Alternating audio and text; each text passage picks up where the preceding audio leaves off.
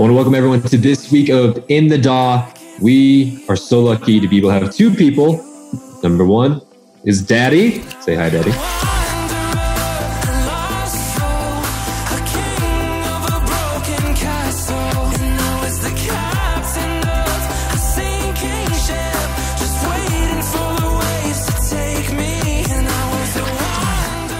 Yeah, big muscles. And he actually brought his son. The branding is perfect here. This is freaking amazing. This is Bebe. Say hi, Bebe. And then we have Initiate. How you doing today, Nick? Good, man. How you doing? Good. For those who don't know about Nick, Initiate is one of the finest people we've ever had on the channel. He went to Dubspot, graduated from the Ableton Live production program, which is amazing because I too graduated from that. So it's good to have another Dubspot brother in the house. Oh, yeah. But he's been producing his own music as well as doing mixing and mastering for the last 6 years, and he has a bunch of stuff coming out on labels. Very many things that he can't talk about, which means that it's amazing. Nonetheless, we're happy to have him. And the reason why we have both of them, now what is this? Why do we have both of them? Brendan came in, produced the song, wrote the song, got the vocalist on here and everything. And then Nick came in and he mixed and mastered it. Now, that might be a little controversial to the people that are watching. We got some purists out there who say, no way, you can't send it off to a mixing and mastering engineer. And to that, Brendan has something to say. So Brendan. For example, with Zed. I don't listen to a Zed song and say, man, I am so happy that Anton wrote, recorded, produced, mixed, mastered all of this. I get so much joy just because Anton did it all by himself. That's why I enjoy this song. It's kind of silly when you think of it like that, but that's literally how people treat it. It's like if someone didn't do the whole thing themselves, they they diss on that person. But we enjoy music because it sounds good and it gives us an experience. And so I believe that we're living in the age of collaboration and we're living in the age of technology, and we're able to make really cool music by just working with multiple people. And so if you're new and you may not have the experience of 6 years or more with mixing and mastering, you can still have an awesome song if you do what you can and then send it off to someone who can maybe pick up the slack where you can.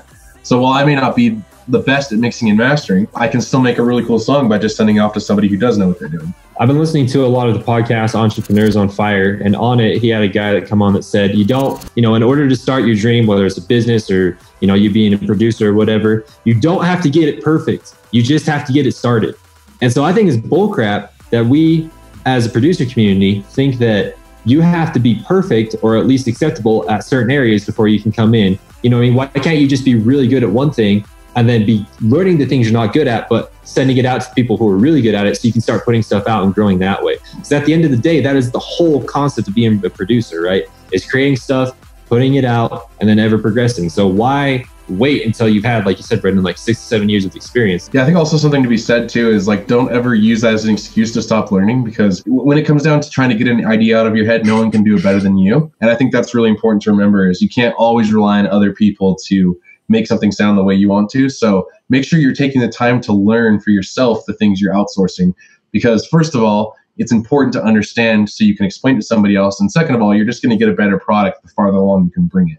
And so that's just something to remember too, is while, you can use other resources, make sure you're not being lazy and that you're taking the time to learn as you're working with other people, especially asking questions. I feel like 90% of my education has been in music has been from not necessarily even YouTube tutorials, or no offense, Multiplier, I love your YouTube. No, but it's from asking people who know better than me to explain how to do things. And so I think it's important when you are working with people to make sure you learn from them and their experience, because it's invaluable to learn from another person. If you're starting a business, you can do, say, the accounting yourself. And certainly if you're, say, in the first few months of business and maybe you've got quite a simple business, you can do the accounts yourself, but it's perfectly fine to outsource that once you get to a certain stage. But at the same time, it's also, just as Brendan was saying, you have to know the basics to almost know how to communicate with the person you're outsourcing it to.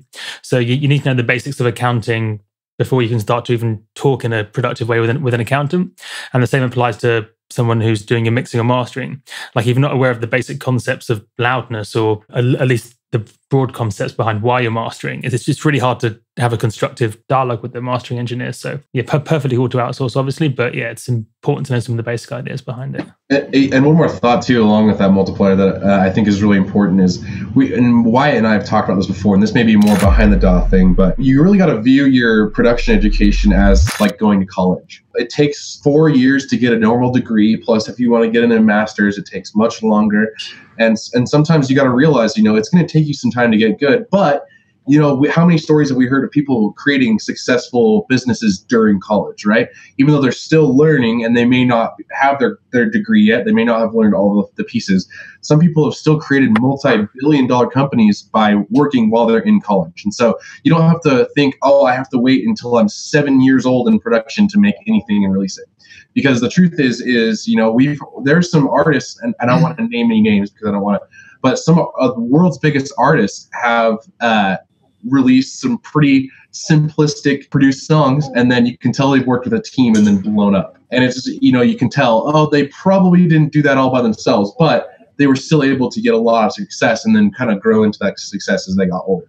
So basically what I'm trying to say is it's never too early to start releasing music and start doing something with your talents. You don't have to be a starving artist the entire time that you're learning. That's just something I think that's important to understand too. That was really, really good. All right. Should we get into it? Get into it though? Let's do it. Yeah. Finally, before we get started, I want to remind everyone about the In the DAW and the Behind the DAW Patreon.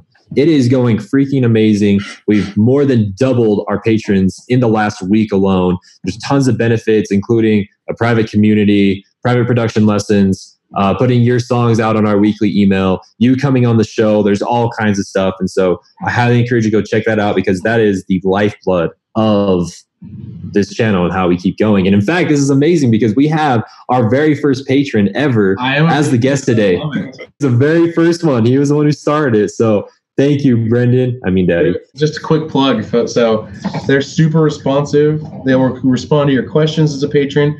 I mean, I literally had this idea for a reward and they did it within like 24 hours. It was super cool sample pack. So, I mean, I've gotten so much value out of being a patron. So you'll love it too. How did this particular track start off? Did you start off with the music and then do the vocals? Or was it more of an idea for a track with the lyrics and then building the song around that? Yeah, great question. So I almost always start with piano. So I was actually at my grandma's house on her old school stand-up piano, and I just had this idea for a song about wandering. And so I sat down on her piano bench on a Sunday during family dinner when everyone was in the other room, and I just started writing this song. And it just kind of like came, the chords and stuff like that. So once I had gotten like the structure and the verses and choruses out, I came home and I recorded it into my DAW, and it was just a piano track. That's kind of how I started with this. And then I started building around it with I start with the more organic instruments, so like the guitar, the bass, and then I started adding in some more of the electronic elements. I feel like that approach that you took where like you hammered out the melodic part of it first, I found so much success in doing that because there's been times where I've started with like the sound design first and then moved on to the melodic stuff, and I have found success in that. But I would say like 80% of the time, if I can flesh out a melodic idea first, it's just like it feels like everything flows after that. Is that what you're saying? Yeah, especially with like a very feely song. I feel like you're going to get a little bit more emotion starting with the melodic content rather than the sonic content, just because, I mean, I guess they're both important, but for me, I really get more feels out of working with melodies first and like lyrics and stuff like that. Tends to be how I advise people to start tracks like this, because it's almost like the more you do production, the more you get an ear for the finer details of mixing and sound design, the more you can almost get too distracted by the mixing and the sound design to even get some good chords and chord progressions going. Like I find I'm almost fixing resonances that are problems before I'm writing the chord progressions sometimes. The very beginning lead guitar-ish sound. What is that? Because that was beautiful. So it's a guitar. So let me open it up. So plot freaking twist. So here it is. So it's that bitch crying. Okay, so we recorded a guitar, and I want to say it was a Les Paul, gold, beautiful Les Paul. And we just plugged it directly into my Duet Apogee, and then we threw some Valhalla Shimmer on it, which is by far one of my favorite plugins. If you haven't messed with Shimmer or Valhalla Room, those are basically my go-to reverbs. They just make everything sound so epic and big. And then we EQ'd out some of the lows, boosted some of the frequencies and the highs, and then we took Serum and we just we threw a little bit of downsample on it actually to make it a little grittier. Not a lot, but just a little. And that's something I often do is I like to downsample things to kind of just add a little bit of grit and different type of sound. Flanger on there and some phaser. And then we just have it auto filtered in basically. And so, yeah, that's just real guitar. And so my buddy Steele, South Duty, he's in Scarlet and Steel. If you haven't checked them out, they're awesome. They do like deep house video game music, but he helped me record that. So we wrote it together and then he recorded that. How did you approach the arrangement? Because it's one of the best arrangements I've heard in a while, to be honest. But it's only because I focus on kind of the structure track so much that I really noticed it. It kind of strikes me as an arrangement that flows really well, but at the same time, it doesn't jump out as being especially weird. It just kind of works really. So how did you approach that side of things? And I think this has been a big strength for me. So when I started in music, I actually started working with bands. So I would go and see like rock bands or pop bands, and I would help them out. And that's what I would help. So actually, I started this song almost a year ago. And originally, I was considering writing it for a band that I had been working with. And so I actually structured it as like a band rock pop song. And so I kind of listened to some songs that were more along in that genre. Kind of has almost like a rock or like pop kind of vibe, you know what I mean? And when it starts, and that's kind of how I structured it out, which I think actually ended up becoming a strength because it had that kind of popular song structure, which led into making it into a dope, 128 drop house song, progressive house song. I really wrote it as more of a pop song rather than like a EDM song at first. I find sometimes in electronic music, it's almost like we build it in these like blocks for DJs at the expense of just listening to it generally. Yeah, I think so. Yeah, totally. And I think that's another strength that came from playing live is because when a band plays live, it's very freeform. It's not like DJs where you have to tempo match and everything, which makes it, well, obviously it's going to make my music a little harder for people to DJ to because it doesn't have the intro kick and the outro kick. But at the same time, it does give a different kind of spin and feel onto kind of more of the progressive house feel. Tell me about your vocal recording process. Awesome. So as always, I always record my vocals on iPhone to start. So these are my vocals that I recorded. What is life? What is love? I'm obviously not the ending vocalist, but I wrote these songs the same day, or these lyrics the same day I was recording on the piano. And then I took these lyrics and I basically showed it to this guy, Devin Barros, and he's amazing.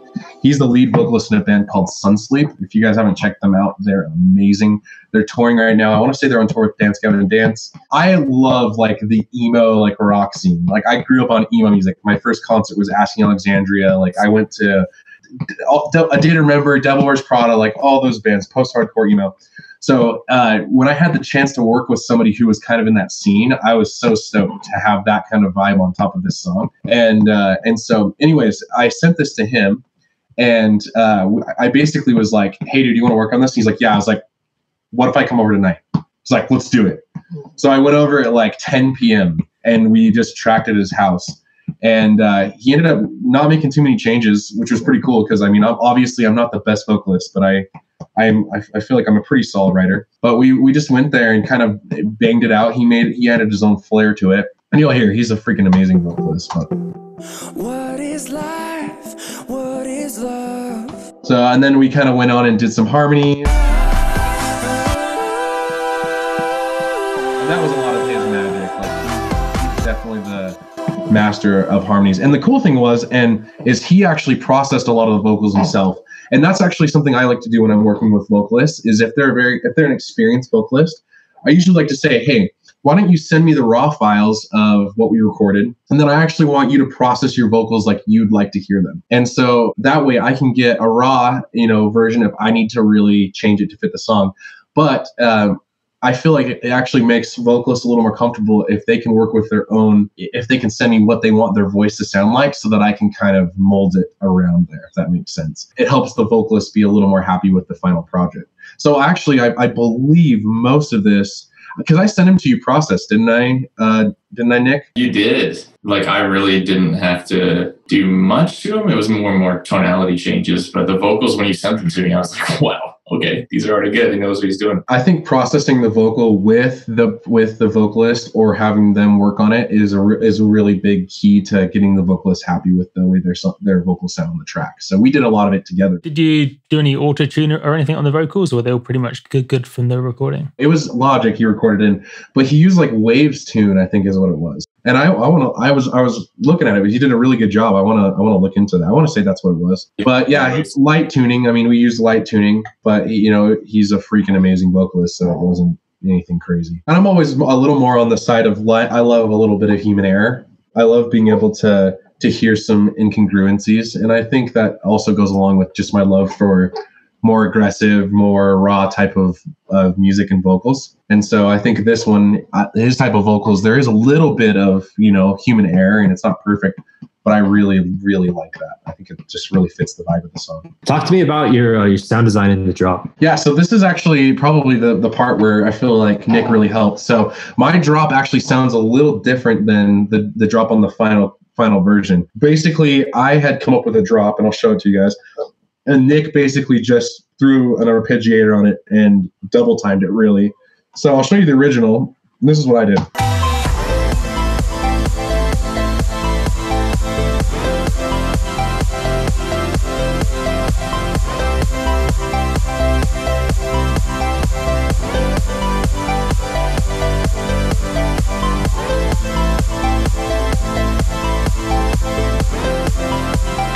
Yeah, that was my original drop, and it sounds good. After talking and working with Nick, we just decided to make it a little bit more. There's a lot going on, and so he kind of condensed it and threw like the arpeggiator on there. And I think, did you use a different synth, or did you use the synths that I sent you? I actually used the ones that you sent me, but I added a synth, a saw stack that I used with Serum, because I just felt I needed to fill in a little bit more of the high end, just a little bit, just to keep the energy from the build. But I really didn't, that was it. I didn't have to do much to that. That was pretty much golden there. I can show you the saw that I used. The main one is this one right here, and it's probably going to fry my CPU. Let me play it, and then I'll show it to you.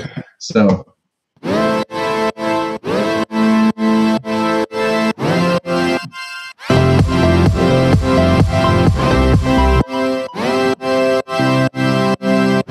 I basically layered 3 saws, right? You got the lower, and then I've got like the mid, and then I've got or the high, and then the mid. And so what I did is, I want to say that they're all the same preset. It'll tell me right here. Yeah, they are.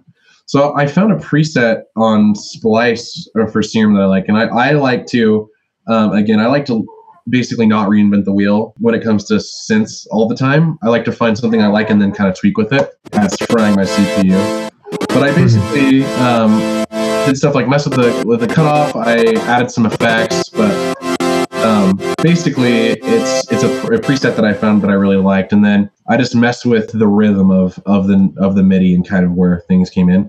And I think the attack on these sounds really good. I think it just sounds really cool and crisp, and that's how I made the super saws there. How did you know when the song was complete from a songwriting perspective? I'm all about emotion in the songs. I try to like really convey a certain type of emotion when I'm writing a song. And so when I feel like I can write a whole song and listen to the whole thing and nothing breaks that emotion that I'm trying to convey, that's when I feel like it's finished. And so if I'm like writing a song and producing it, and then there's a part that's like, oh, that kind of is not finished, I will continue working on it. And I think it was once I finally got that drop down and some of the drum fills and the second verse, I feel like once I had really completed those, I just knew like, okay, this is as far as I'm going to take it. And then I want to see what Nick can do with it mixing wise. But yeah, I think it's important for any producer to listen all the way through your song with kind of fresh ears and just think, is there any part of the song that breaks the emotion that I'm trying to convey with it? Listen through the song and look for points where it may break out, and how you can continue to bring that feeling in, or switch it up if you want the feeling to switch up during it, if that makes sense. Something I really liked about this song is that we did use a ton of organic elements. And so we also used bass. Like we used a ton of guitar. So like this buildup and everything is guitar. And then we used like more of it, like strumming back up. In the background, that's kind of the higher up. Let me see if I can find the bass. Yeah. So we just used like a ton of real organic instruments. So this was I think it was a Fender Jazzmaster. And I would personally recommend to any producer to use as many organic feeling instruments as you can in a song. It just adds a level of realness. So anyways, that's just something that I thought I would share that I really liked about the song, is that it just had so many organic elements that I feel really brought it to life. Why, you remember that one time, was it AU5 that blasted our ears out? I was the one that told you guys. You were the one? Yeah. But that was you? That was me. It was like so embarrassed I was like in my office just watching the stream. And I was like, yeah, well, if you put that to like the low latency or whatever draft mode, it should just like take down the CPU. Excision like would have been proud. Excision would have loved that one for sure. What is your overall mixing process? You know what I mean? Like, how do you strategically go about mixing not only this song, but any song in general? So the first thing I would think about is like, what are the most important elements of this track? So for that, it's definitely going to be some really good drums. Vocals are like the main thing because they sound amazing. So we wanted to accentuate those. The moves I would make for mixing is like, how do I get everything to sound like one cohesive thing rather than have everything kind of just sound like, oh, these sound good, but it like you need to look at everything as like a collective dish of sorts. In that sort of sense, the first thing I'd normally start with, that would be the drums for sure. Just because I want to get them to sound like really nice and everything. And then once they sound nice and punchy, I can usually go with, as you can see, I've grouped everything here in sound design. So you got your synths, plucks, live instruments I kept separate just because I know I wanted those to be like not as digital sounding. So the drums that the kick I used was Kick 2 by Sonic Academy. Huge advocate of Kick 2 because it's a drum synthesizer. And so I like it better than just using a sample because you can actually mess with everything. The transients, how long it is, without having to cut any audio and having any weird stuff. So huge fan of Kick 2. And that's what I feel like made this kick so punchy and like awesome. So first thing I would do for drums. So I like to really organize my stuff properly. So when Brendan sent me all the stems, he did a really good job. Like everything was all organized. So I pretty much just drag it in to Ableton right off the bat. And I put everything into each group. So I have my sort of template here. So this is how I usually start off my mix template. So I've got my drums, like anything that has to do with drums goes in there. Lows is typically like your sub or like low mids if there's like a Reese in there or something like that. And then sound design pretty much is like your mid basses, lead synths, plucks, any of that kind of thing. And after that, live instruments, because this one seemed to have some piano and guitar and stuff like that. Vocals, everything to do with vocals is there. And then Atmos is essentially like some pads, like atmospherics, right? So impacts, effects, all that sort of thing. And then I will actually process these, like this is the group. So I'll process them each individually. And then this is like, here's another plug. Slate Digital has all these analog emulated plugins and they're an absolute game changer. You can get some good sounding mixes out of stock plugins for sure, like in any DAW, but these plugins have been like a godsend. And the fact is that they are insanely cheap. You can pretty much get the everything bundle for $15 a month, I think it is. Any plugins that they add during the year, they just get added to the bundle. So you don't have to pay anything extra for that. Or you could just pay annually and you can even save a little bit more money on that too. All their stuff is like analog emulations of old analog gear that you probably find in a professional studio. And some people will probably tell you that like it's not the same or whatever, it's still digital and everything. And it's like, sure, but it's getting dang close. You're really close. So like you're getting close. You're nitpicking at that point. So that like I absolutely love it. Steven Slade and the whole team that they got there are absolute geniuses. Once I got all the drums groups, you got your kick, snare, claps, cymbals here. I got a couple of drum loops. And that was it for that. And then in terms of how I send them to my reverbs for a drum verb, I don't put any reverb on the kick and snare because I want those two to be the most upfront and present in the mix, of course, for dance music. From then on, I group all of that into another group, which I love Ableton for that because that was one of the greatest things they added with Live 10 for sure. I had pretty much everything leveled in all my smaller groups where I wanted them. And then, but I just wanted to get some more pop out of that. So that's where I got neutron transient shaper for drums from iZotope. And it's a multi-band transient shaper. Essentially, you got your attack, you got your sustain. You can either make it a more tight kind of kick, or you can give it some sustain in that low end. Same thing for each band here. It goes into 3 bands. That was really able to like give me a lot of punch in that low end for that kick. And then I wanted to have some like really kind of snappy high end transients for it, but I didn't want all the high end to take up a lot of the room in the mix. So that's why I like brought these down here, and it does it in a smooth way. It's not like it's really transparent, hence the transparent shaper name right here. Yeah. Is that it? Yeah. For these, I bounced it to audio already, but I did the same thing on these, this overdriven vocal that you have here. This is because you cranked it, right? So it gives it that good tonality and everything. But the problem that was going on with that is that when you overdrive something like that, it's really hard to get those like ear piercing kind of frequencies out of there. So what I had was this that I ended up using on the entire vocal. It's a plugin called Soothe from Oak Sound. I think that's how you say it. Hopefully I'm not botching it. But what it does is it actually analyzes the signal that you're putting through it, the audio, and it will take out the resonant frequencies that are like wherever you set your bands. And so for this, I had it on the entire vocal. So here, you can see that the audio, it's taking out all of these bands here, wherever you set it. So in that sense, I'll just put it on the entire vocal.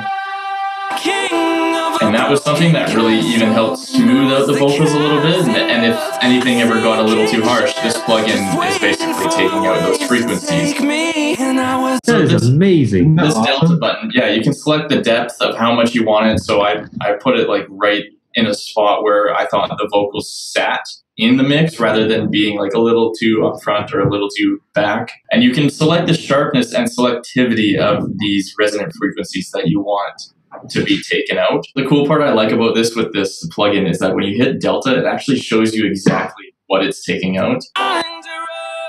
And in a cool way. So, but here's the cool part about that is that, so I use that on these overdriven vocals because they were just really harsh. What it did is that I just took them all out. I cranked the depth up, and it just seemed to, for some reason, like kill the sound. Like it made it go static. It was flat.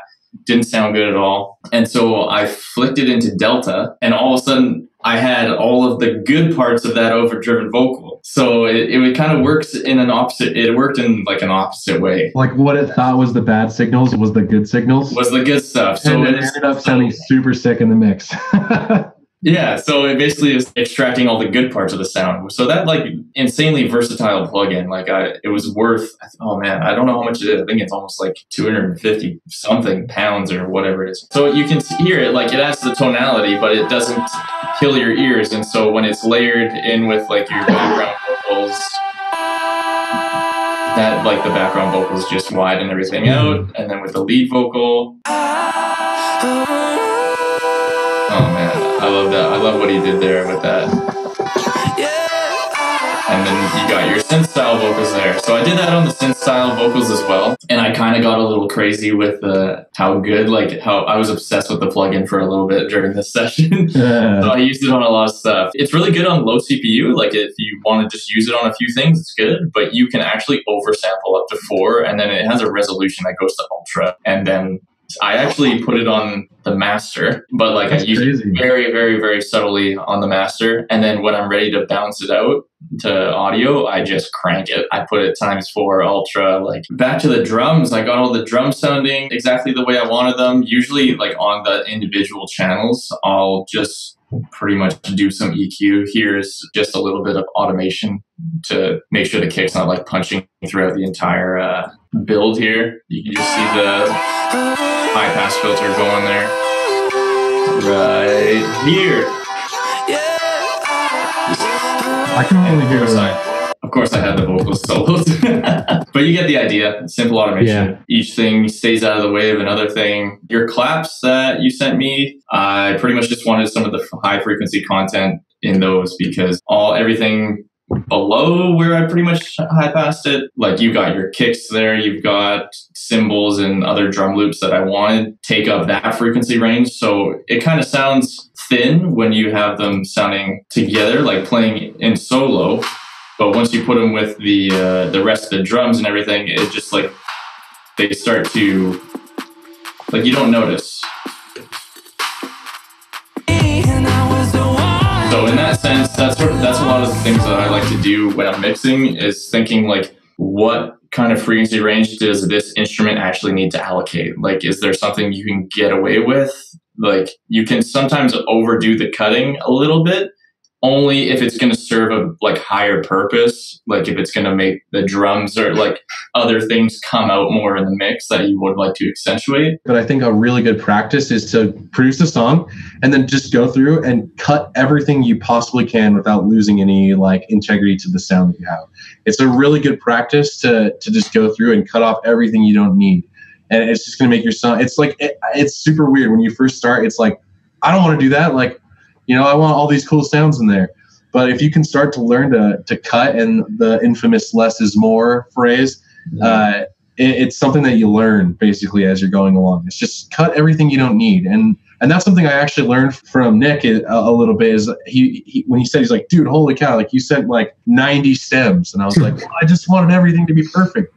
He's like, man, you could do all this in like way less stems. Like, you know what I mean? And I'm just like, you're right. Make it more simple. So a lot of my new stuff that I've worked on since then, I've tried to like simplify it, and I've gotten, I feel, even a better product in some ways. Well, it does, right? Because you're not like, you don't have a bunch of things overlapping each other, and it kind of takes away from the clarity of what you really want to accentuate. So like if you have a crap ton of hi-hats and cymbals all stashed together, you're just going to get like a wash.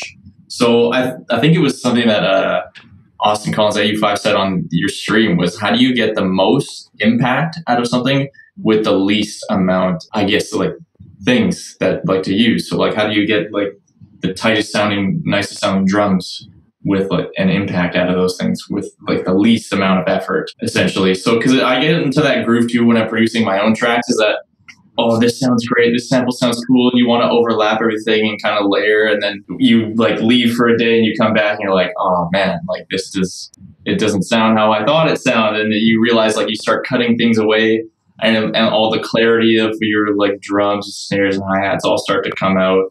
And it's easier on, I think, your CPU is not processing a million stems. So like overall, like if you can just get away with as little as possible and get the most impact out of that, that's when you're sailing in my totally. And I think that like going along the lines of that is that's why sound design is important. Learning sound design is because while you may have a clap that sounds good, it may not fit in the mix unless you EQ it right, or unless you add the right type of plugin on it to make it sound where it should be. And so it's really important to learn Serum, to learn the types of things that you're working in, the sampler, and, you know, learning like Kick 2 and other things like that, so that you can get the sounds that you want and learn how to make them like that. Because otherwise you try to compensate by just adding more and more and more, when that may not be the answer. It may be right there, the frequency just may need to be boosted. Or maybe you need to cut some of the lower frequencies and boost the mid frequency, you know what I mean? So it's important to learn sound design, and that's something you can't just grab off of Splice and throw into your DAW and make a sound.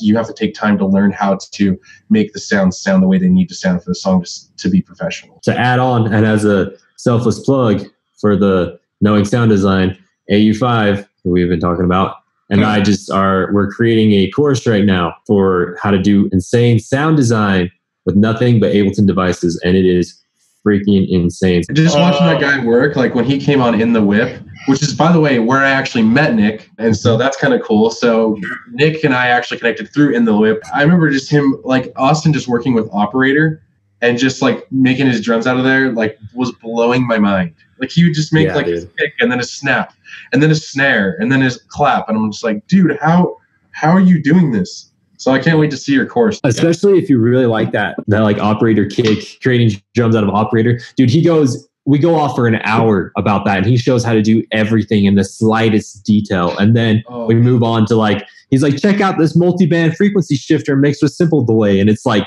all of a sudden it's like, what the freak, man? Like, this is freaking amazing. So like, we want you guys involved with all of the branches of this. So we want you guys listening to Behind the DAW, watching in the DAW, and then coming and hanging out in the whip. You know, who knows? You may be the next person to hop on the channel. Become part of the exclusive group where you can support, you know, what they're doing here and be able to get involved and meet us and talk to us. And we want you to be involved with us. And so best way is to do that is to come on in the whip, comment in the comments here. We're happy to talk with you, chat with you if you have questions. And yeah, who knows, you may be the next person to be on an episode hanging out with us. Bringing it back to here, that was a lot of plugs, but hopefully there's a lot of value in those plugs for you guys. But Multiplier, what questions do you have for the mix, man? When people send you stems to mix, what's the biggest mistake you see in those stems? Brendan sends you stems. What's the worst? When Brendan sends you stems, I think, you know what the biggest problem is? Just the amount of time that I had to spend deleting everything Brendan sent me. It depends, because sometimes I would just like it to be grouped technically how I would like to mix them. So like if they group everything like their Atmos together, so pads, effects, group a lot of that together, lead vocals, group that together. It's things that can technically be together that don't need to be individually processed. It's just a lot of a time saver at that point, because I don't need to bring in like you said, like 90 stem files when it's like you have one reverse white noise sweep in the entire thing, you know? So it's like, if there's things that can just be combined and whatnot, then that's just great, because it saves me a lot of time. And also loading the entire project after that, you're loading like gigs of audio files. And even though it's just silence, it's a pain. Sometimes there'll actually be people, they're just like, here's the stem. And then they've sent me like too little. And it's like, hey, I actually need you to send me, like, if I'm doing mixing, I would like to have more stems, obviously. But if it's like a master, then you can get away with just a couple of stems here and there, because you're doing like the broad strokes throughout the entire thing. Something also to really like take into account when you're doing it and you're collaborating with other people is that it makes it a lot easier if you just communicate that, like, how would you like the stems? Okay, you can do it this way. Perfect. That solves a lot of your headaches right there too, as well. And then if you know how to stem things out properly, because you've been just doing it, practice, then it saves everybody a lot of time, saves everybody a lot of headaches, and that would be just a really good way to go about it. Let's say they have a vocal. Did they compress it themselves and then send over the compressed version, or the uncompressed, or maybe even both? Yeah, I would say both, because if they're particularly happy with the way they've done it, sometimes I'll roll with that and be like, okay, this is like how technically the client wants it. That'll be good. But then I'll always suggest like, hey, maybe you could do it this way next time, or like, do you mind if I do it my way? Usually the answer is yes, of course, but I usually tend to like getting raw files. The way I get my clientele is from previous work. And so I'll be like, yeah, I'll just I mixed most of this. So they have a sense of trust that I know what I'm doing, which is always great. So raw files for me is great. If they have something that they're just completely like happy about and they don't want to really change anything, that saves me work. I'm good with either. Both is great. If they're strapped for time, I'll just work with what they give me. If your mixing memory, all the tips, tricks, and knowledge that you have about mixing and mastering was going to be deleted tonight, but you had the choice to keep one trick, one tip, to keep that one piece of knowledge, what would be that knowledge that what would be that tip or trick that you'd be like, I want to hold on to that over anything? It's like question and a half. That's why. Collect all and save. Yeah, no kidding. I think it would be like something that you would have, like it's a very basic one. One of the best ways to set yourself up for a very successful like sounding mix is volume, like gain staging. For a lot of rock tracks, a lot of rock mix engineers and stuff like that, they get a really solid mix like right out the gate just from volume matching. That's what I like tend to do a lot of the time. Like if before I do any EQ, any compression, any other sort of effects like that, I will spend like a solid hour or so if I need more, just to get the volume balance right. If you don't have your volume balance right, then you're going to be boosting EQ where you typically didn't need to in the first place, and all you could have done was bring something up like 1 or 2 dB. It just eventually that leads to more problems down the road when you do eventually do more compression or saturation, stuff like that. So right off the bat, volume mix.